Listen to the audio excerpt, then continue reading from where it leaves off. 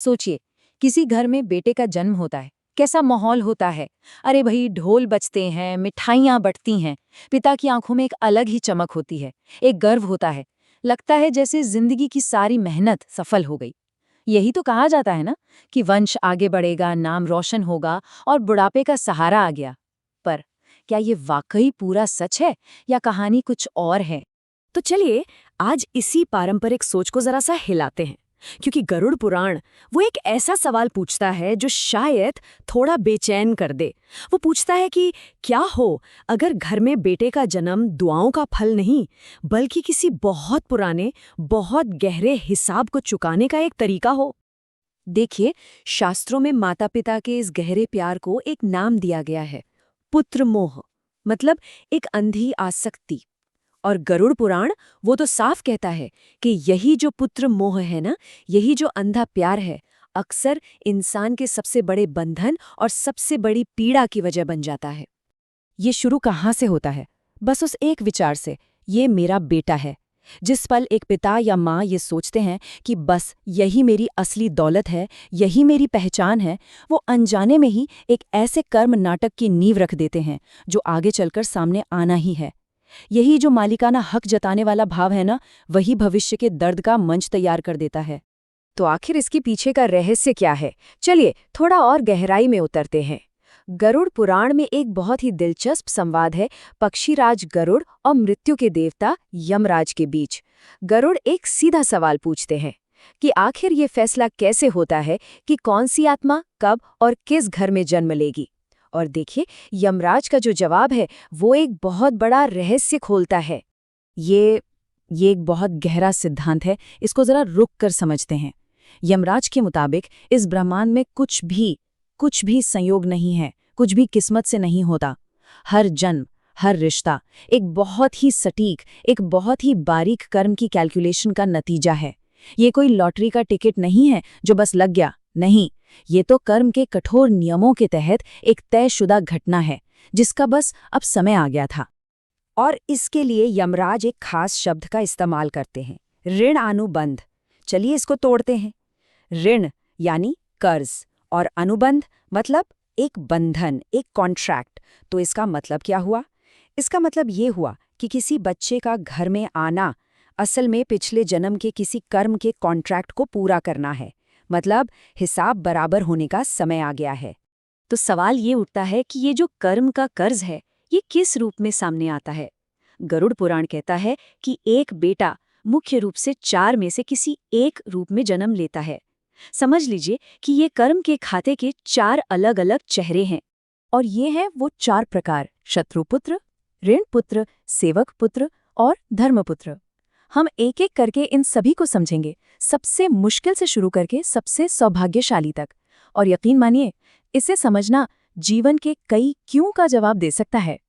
तो चलिए सबसे पहले और शायद सबसे दर्दनाक श्रेणी से शुरू करते हैं, शत्रुपुत्र।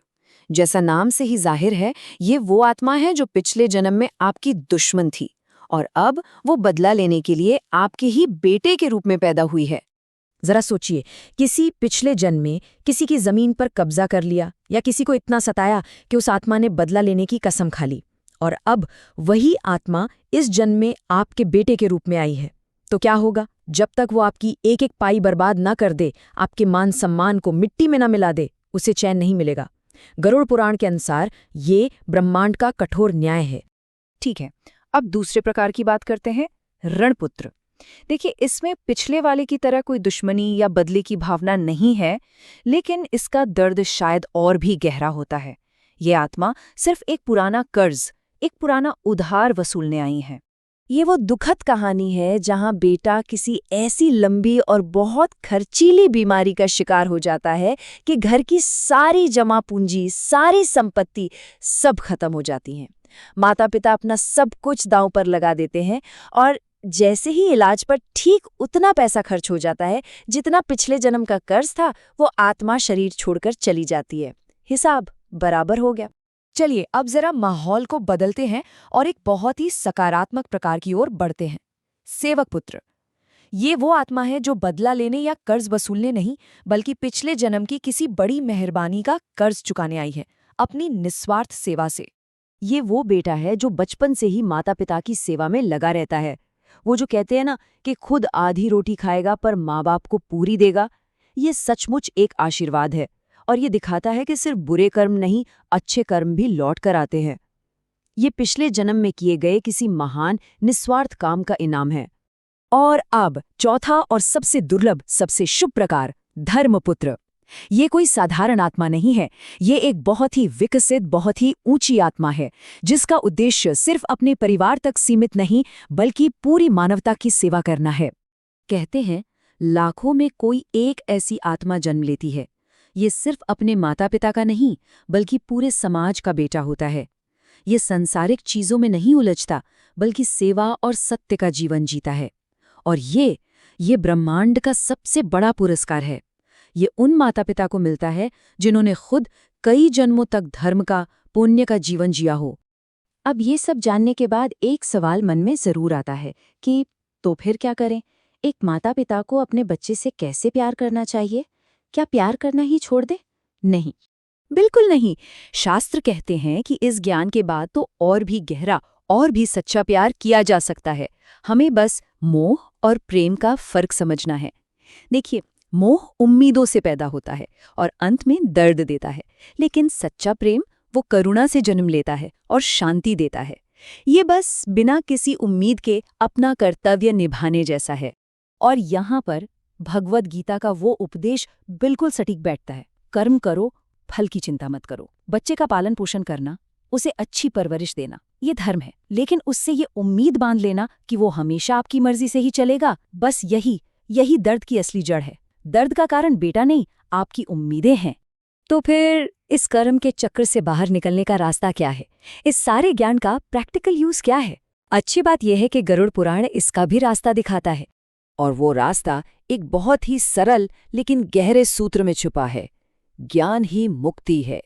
सबसे जरूरी बात बस इतनी सी है, ये समझ लेना कि जीवन में जो भी दर्द मिल रहा है वो किसी और की वजह से नहीं बल्कि अपने ही किसी पुराने कर्म के कर्ज का भुगतान है।